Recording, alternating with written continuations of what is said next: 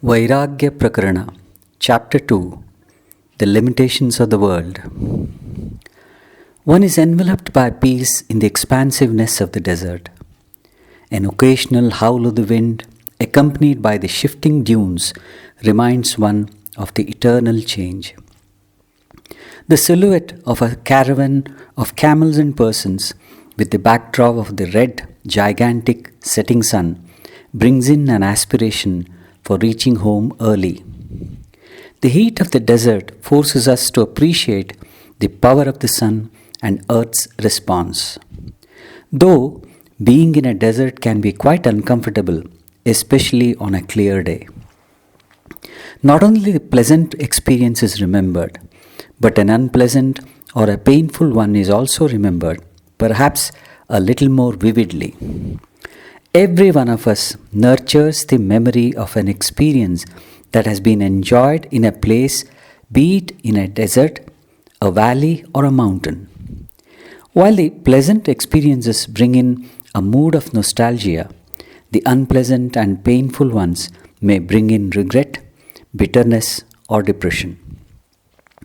Each experience thus exercises an influence over one's consciousness depending on the priority one keeps, the likes and dislikes one nurtures, or the expectations one nourishes, and other innumerable factors. We share these experiences with our friends, and unfortunately, with that, the utility of the experience itself is over. The evolved persons, however, utilize their memory not only to avoid the mistakes or blunders once committed, but also to intensify their progressive evolution. Gautama the Buddha, it is believed, remembered all his past births. In his discourses, he is to explain the difficult concepts through his own experiences from past births. This legacy has come to us in the form of Jataka tales. Over 2.5 millennia stand between us and the Buddha, and it is quite natural for us to doubt the validity of the claim made by his devotees on the power of his memory. This much is certain about persons like the Buddha. They have the most useful memory, the memory which stops them from repeating the same mistake, differentiates them from the common lot.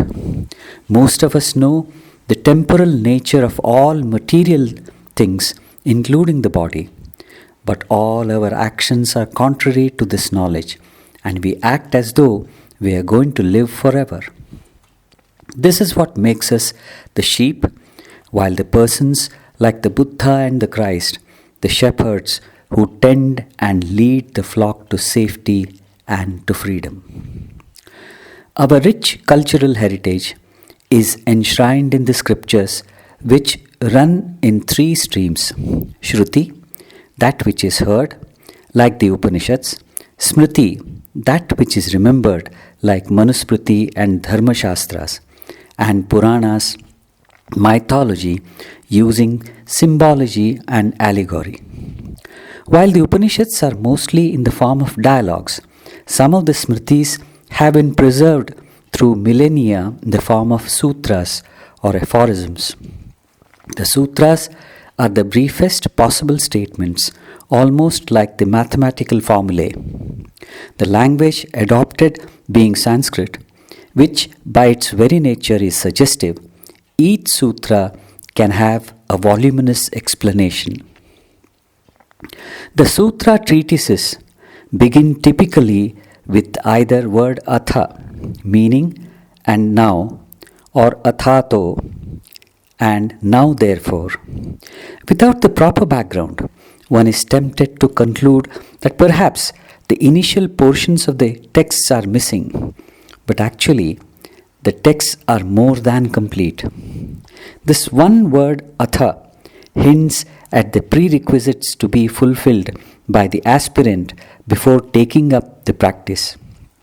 For example, in the sutras dealing with methods of self-realization, the word expects the aspirant to be aware of subtlety of life and death.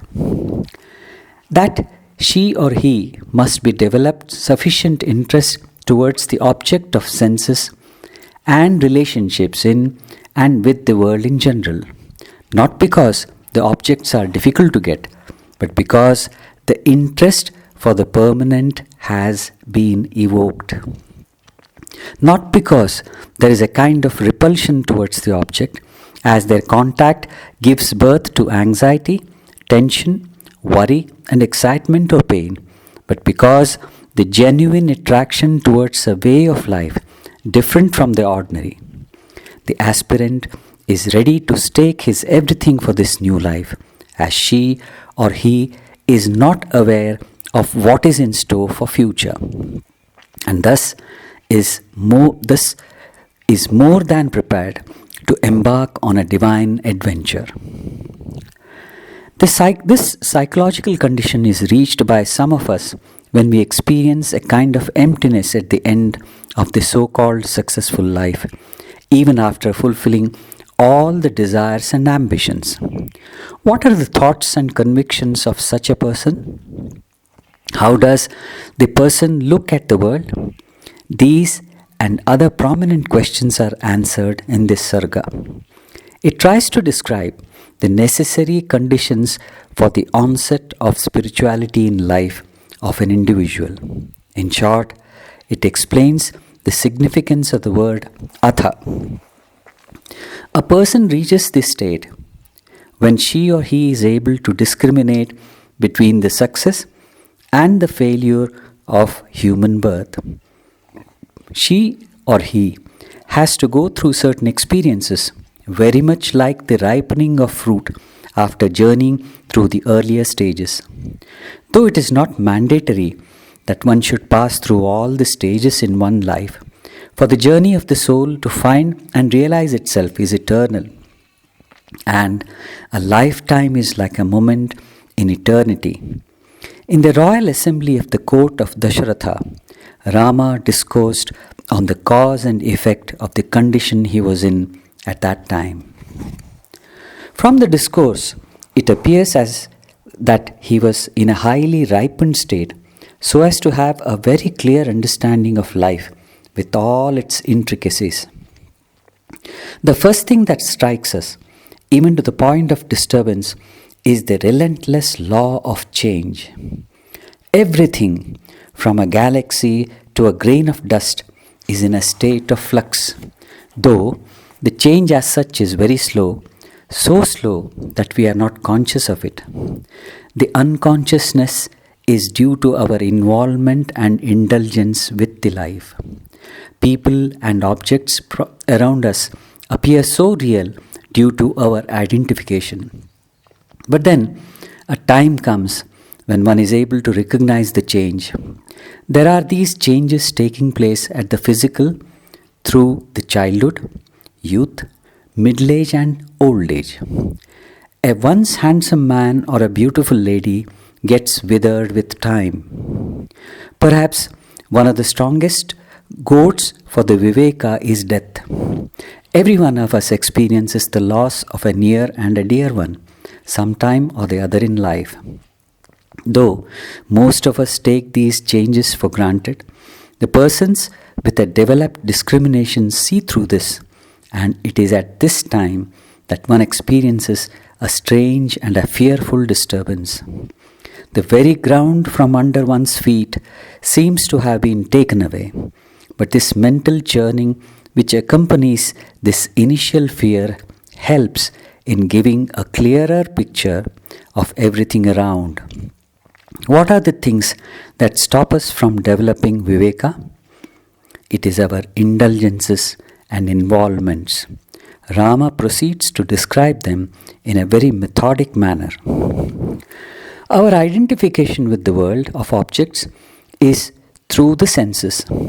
We have a firm conviction that we feel happy only when we possess all the objects of the senses. For that, acquisition of wealth is the first step. Wealth, the other name of which is greed, is a potential source of worry, tension, and misery. A rich man is likely to become a victim of pride and greed, which motivate wrong or evil action. Another weakness that can afflict the rich is the fondness for flattery, which in turn make them sacrifice the objectivity. Flattery, which can be defined as the empty spoon feeding, has with it a string of favors attached.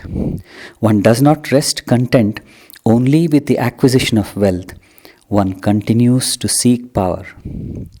In the words of Rama, there is a hint of what was to come, for we see now the moneyed class playing hand in glove with the politicians and the bureaucrats to make the lives of the ordinary more and more miserable with each new day. We see a poor man miserable because he does not have, a rich man miserable because he has and does not want to lose it. Then there is the class which constitutes the majority of mankind, which is miserable because it is neither and is unable to accept its position in between. We have the cases of couples being miserable because they do not have children, while there are others who have, but the children may not be affectionate and obedient, or it may be they are abnormal. In a way, misery appears to be a common factor for all human beings. Rama seemed to have been fully aware of this aspect of life, as he negated the wealth and power, in spite of the fact that he did not have any dearth of it and was darling of the whole kingdom. But he had observed that acquisition of wealth is followed by greed for power. Greed assumes different forms by only changing its objectives. Sri Ramakrishna used to warn the seekers of the two enemies, woman and gold, which stood for lust and greed. Rama started talking about life as it is usually interpreted or understood. To most of us, life is only means to enjoy the sense objects obtained through greed. This results in misery. Life is temporal, like a droplet of water on a leaf, which can fall off any moment. We are totally unaware and act as though we are going to live forever, through our favorite occupation of sense indulgence and acquisition of objects. Such persons are worse than the ordinary animals and birds, which at least lead a life in tune with nature. Rama made a wonderful statement that learning is a burden to persons without discrimination. Knowledge is a burden to persons leading a life of indulgence. Mind is a burden for the mentally disturbed and for the person who keeps searching for happiness outside due to wrong orientation and has not experienced the joy within.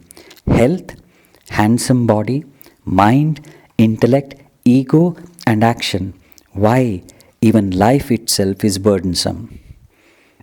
It is like the load on the head of a load carrier. The emptiness and misery experienced in life, in spite of all material possessions and physical comforts, is due to forgetfulness or lack of awareness of the purpose for which life is meant. This forgetfulness is due to indulgence and involvement with the external. Indulgence is of the senses and involvement is of the mind. Rama gave a glimpse into his logical understanding and the extent of his objective observation as he took up the subtler aspects. By peeping into one's own behavior superficially, one discovers that without any apparent reason there is infatuation, fear, and such other feelings which are associated with indulgence and involvement. In fact, we are able to gauge the intensity of indulgence or involvement through such upheavals. On careful and impersonal observation, we can see that ahankara, or the I entity, is really behind all these and is the real culprit. This I-ness is the gate through which all kinds of negative feelings like desires, discontent, pride, and misery enter. That is why this ahankara or I amness is considered to be the primary delusion and which manifests itself into other grosser faculties, among which mind and body are the grossest. It is like a hand which tries to grab at the objects of senses. The main activity of manas is that of seesawing between ragas, that is likes and dislikes, attractions and dveshas, the repulsions. Consequently, manas is characterized by the randomness of thought, which stops us from containing any joy within as we move about restlessly. Like the inability of the karandaka or wicket basket to hold the water, manas drains the energy on useless things and life becomes meaningless. And we suffer from one of the most dreadful of diseases, discontentment. The discord of discontent is struck by desires, the primary contents of manas.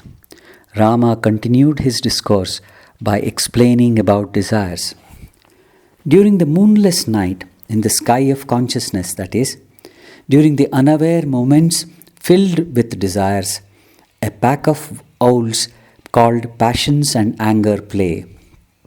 All good actions aspired earlier get destroyed due to desires, as they destroy the discrimination between right and wrong, virtuous and vicious, and other pairs of opposites. Fear enters the minds of even the bold and hearts of the wise through desires. Under the influence of desires, even great persons have experienced the fall. It is the desire which goads them to grope at things beyond their reach, and even if they are successful in fulfilling the desires, there is no lasting fulfillment as the desires keep changing. It is just like the useless effort to seek the horizon. This particular behavior is due to the involvement with the senses. By their very nature, senses seek their objects, and the manas married to them gives birth to desires. The body, composed of the 5 elements, subject to change, illness, and death, is tenanted by ahankara, the householder with 10 mischievous cows, the 10 organs of knowledge and action. And servant manas begets sankalpa, ambition, with desire as its partner. The ocean of samsara. Samsara means that which is repetitive, cyclic, circular, etc.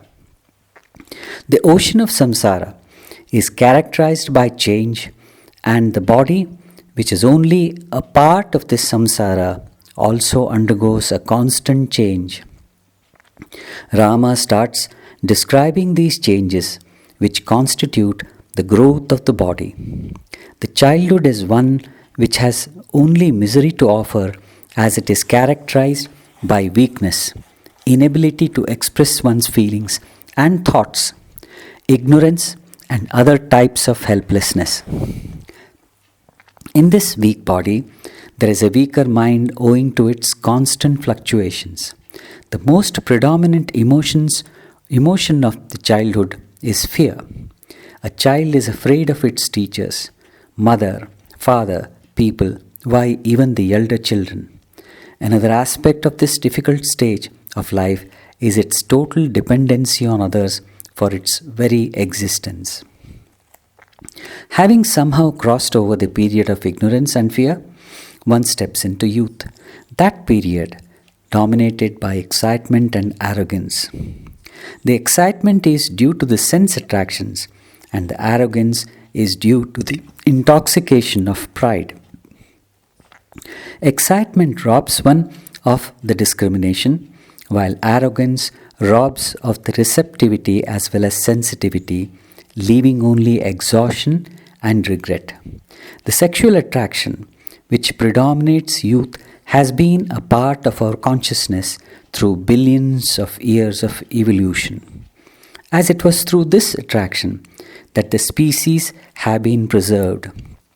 And there is nothing wrong in it, but a helpless and animalistic involvement in this act is definitely not in keeping with the humanness which is considered to be the acme of evolution. There was a tone of despicableness when Rama spoke on the youth. But a seeker has to be very harsh to himself. Whatever causes diversion from his chosen path has to be negated. Rama's tone only confirms his burning aspiration and an impatience to rise above the normal cravings and hunger. Childhood, characterized by helplessness, is replaced by youth that is dominated by excitement, dreams, and ambition, which in turn is devoured by the old age. Dotage is accompanied by disease and pain, which in turn cause delusion, forgetfulness, and even certain obsessions like suspicion. The inability to fulfill one's desires may either be due to physical ailment or failure, brings in cynicism. The talks always begin with, "In our days, it was not so bad. Those were the days when we had some values governing our action." Such looking down upon others is one of the ways in which the old bring out their inner poison, a method of catharsis. It is said that when a copper plate in the ancient Mesopotamian civilization was decoded, it was found to contain some critical depreciation of the youth of that time. To prove one's utilitarian usefulness, he or she will give the opinion or advice unasked, and in turn invite the irritation and anger of the youth. All this results in the intolerance and wrath among different generations. The younger generation ignores such perpetual advices, which evokes irritation and anger in the old. Thus, the old age can create the vicious circle of helplessness, cynicism, opinion or advice, irritation or neglect, and finally, misery. Rama analyzed the reason for such a vicious circle. He said that the desires and impossible dreams that are unfulfilled remain like owls resting in tree hollows, which come out in the form of imaginary fears and suspicion during nights. Attraction for material possessions increase in old age, while the body and senses do not permit any enjoyment, causing irritation and misery. These stages in life are possible only with the background of Kala or time, the cause for the change. Kala is change as well as death, because change means the old giving way for new, which is possible only with the death of the old. Nothing can survive this change, and there is no discrimination whatsoever. For there is no difference between the good and the bad, between the rich and the poor, between the young and the old, between the wise and the ignorant. Everything that is born must die and decay. Time is the greatest healer and simultaneously greatest disease. Suffering or pain heals as the time elapses, and for everyone without exception, it brings old age and death. In our ignorance, when we resort to certain action or entertainment, we say we are passing or killing time. But the truth is otherwise. Time is killing us. The destructive force or the energy which keeps Kala perform his work has been called by Rama as Chandi, the destructive Shakti. Rama gives the description of all her attributes and insignia. She is described as having 3 gunas as lotuses: blue, tamas, red, rajas, and white, sattva, on her breast. We cannot conceive a fire without its power to burn, the water without its power to wet, or a snake without its wriggling movement. Similarly, Kala and the destructive power are described by Rama only to give a graphic description, while the only thing which matters is that the ultimate culprit is the mind, which in turn is a manifestation of Ahankara. It is Ahankara which breeds selfishness that stops us from having the eye to recognize the nobleman, having the capacity to guide us towards enlightenment. Further, Ahankara creates the feeling of jealousy in us that nurtures the inability to consider others' happiness or pain as our own, thus making us insensitive. Cowardice is one of its main companions. Most of the men we come across, including ourselves, have this nature, while it is very difficult to find the truly illumined. If one is able to give up the company of this ghost called Ahankara, then and only then shall we be able to see through the illusion, that is, this samsara. Many of us are blissfully unaware that we are enveloped by this illusion.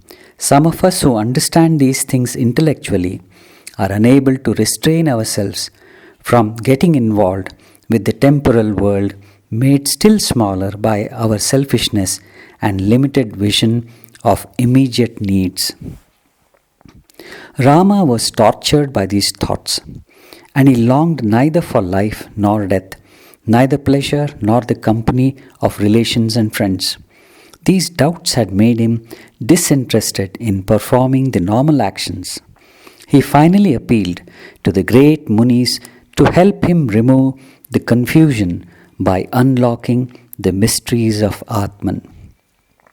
He became silent, eager to receive instructions from the enlightened sages Vishwamitra and Vasistha. Sage Valmiki concludes this sarga by comparing Rama with a peacock standing in silent expectation, facing the dark thunder clouds of monsoon. Sage Patanjali, in his Yoga Darshanam, has very crisply condensed the thoughts and feelings of Rama in a single sutra.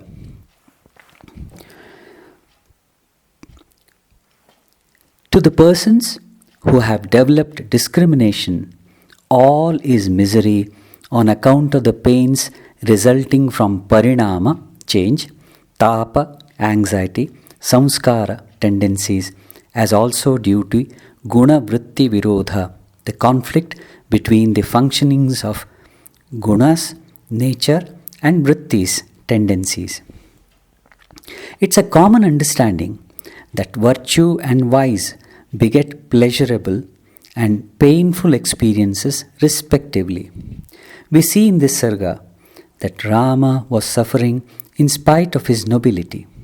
In spite of the availability of all material comforts, he was not at all comfortable.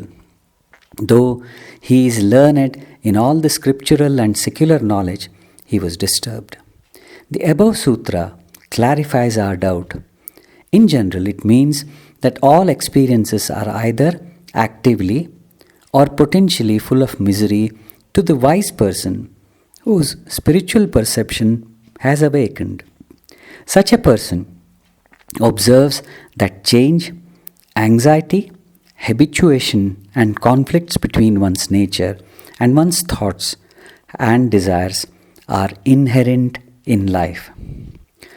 If we ponder over the 4 causes for the misery given in the sutra, it becomes very clear. The first affliction is the constant change, which is referred to as parinama. Everything in this world is subject to change. Lord Buddha used to say that one can never step into the same river twice because the water is flowing incessantly. The science has come to a conclusion that everything is changing. So, actually, neither the river nor the person remains the same. The phenomenon which stops us from recognizing this eternal change has been called as Maya. The second affliction inherent to human life is the anxiety. All pleasures, indulgences, and the so-called happiness are associated with anxiety directly or indirectly. For we are either interested in avoiding which is painful and are involved with the acquisition or retention of happiness bringing objects. Most of us have such fears and anxieties gnawing our vitals constantly, though we may not acknowledge or be conscious of this fact. Samskara means tendencies or habituation. Every experience we pass through produces an impression on our mind. If the experience gets replaced, then the impression becomes deeper, resulting in our acquiring the habits of various kinds which make us get used to a particular kind of environment, modes of living, and pleasures. The law of change, however, is at work simultaneously, which is constantly changing our outer environment, circumstances, and people. The result of this simultaneous action of two natural forces is that we are constantly acquiring new habits, getting used to new circumstances, and also being forced out of them. This continuous necessity for adjustment in life is a source of constant discomfort and pain to every individual. Gunavritti Virodha is the opposition or conflict between the natural tendencies caused by the preponderance of one of the gunas or the states of mind which are constantly changing. For example, there is a lazy man who is predominantly tamasic by nature.